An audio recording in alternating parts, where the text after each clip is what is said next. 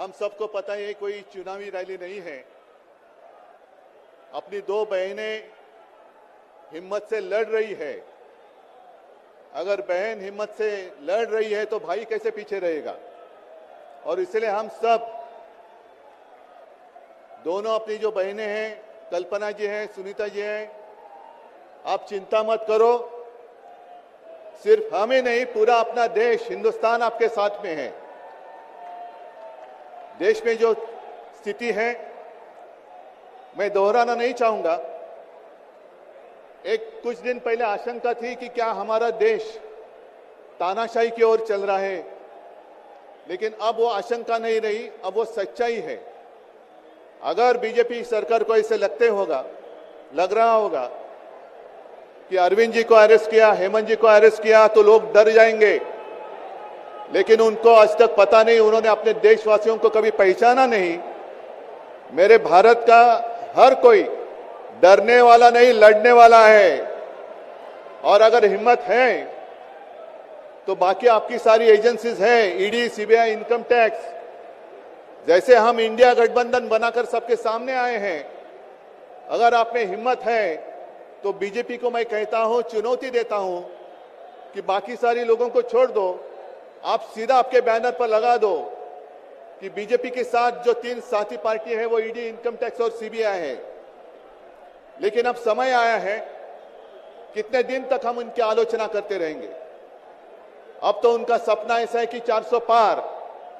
मैं पूरे देश को आह्वान करना चाहता हूं कि एक व्यक्ति और एक पार्टी की सरकार देश के लिए खतरनाक हो गई है और अब वो समय आया है कि एक पार्टी और एक व्यक्ति की सरकार नहीं चलेगी।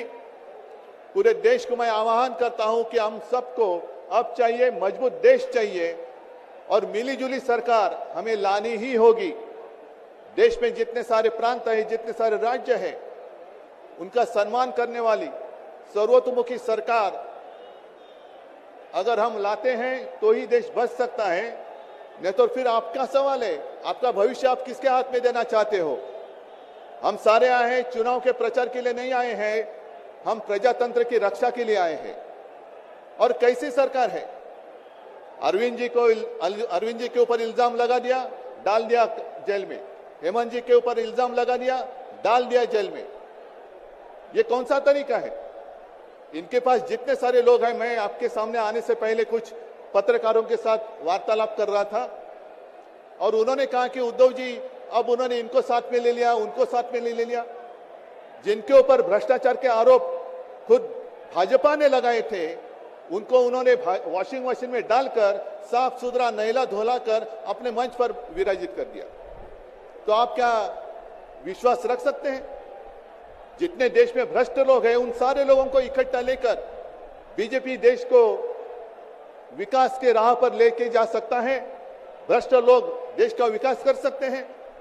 तो ये सारी उनकी जो बातें हैं, आज जो अपनी रैली है, किसी ने कहा कि बीजेपी ने इस रैली को ठगों का मेला कहा है। क्या आप सारे लोग ठग हैं। मेरे देश के वासी, मेरे देश प्रेमी लोग क्या ठग हैं।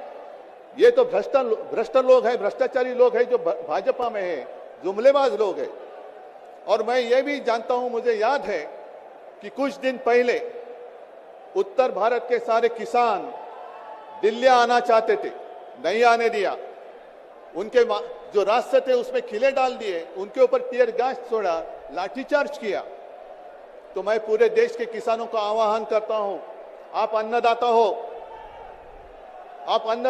अन्नदाता देवो भव हमारी संस्कृति है।